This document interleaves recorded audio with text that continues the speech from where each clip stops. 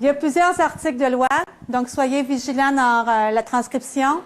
L'article 222 de la loi d'instruction publique, qui est par rapport à l'application du régime pédagogique conformément aux modalités établies par le ministre, en vertu de l'article 459.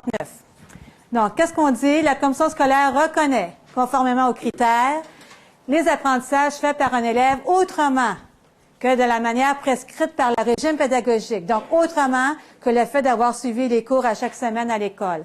Le régime dit que l'élève qui démontre par la réussite d'une épreuve imposée par l'école ou la commission scolaire qui a atteint les objectifs, donc, il est assuré compétent dans ce programme-là. Donc, le temps qu'il n'a pas pris pour faire son cours d'anglais, il pourrait prendre un autre cours en option en secondaire 4 et en secondaire 5 pour enrichir sa formation. Et le régime dit qu'au premier cycle de l'enseignement secondaire, les matières obligatoires enseignées chaque année sont les suivantes, dont l'anglais langue seconde. Tandis qu'au deuxième cycle de l'enseignement secondaire, pour les parcours, les matières obligatoires et options sont les suivantes, donc l'anglais langue seconde.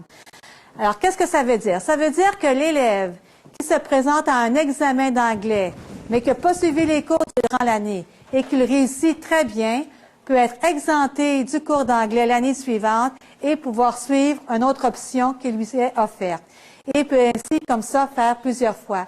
Alors, même les élèves, souvent, qui étaient inscrits en anglais enrichi, faisaient le programme de 5 ans en 4 ans et en 5e secondaire, pouvaient prendre un cours de littérature avancée en anglais ou choisir une autre option. Alors, en anglais, vous pouvez décider de passer votre examen du ministère en 4 et passer l'examen du ministère en 5. Et à ce moment-là, si vous réussissez très bien, ne pas avoir à suivre le cours en anglais 5e secondaire.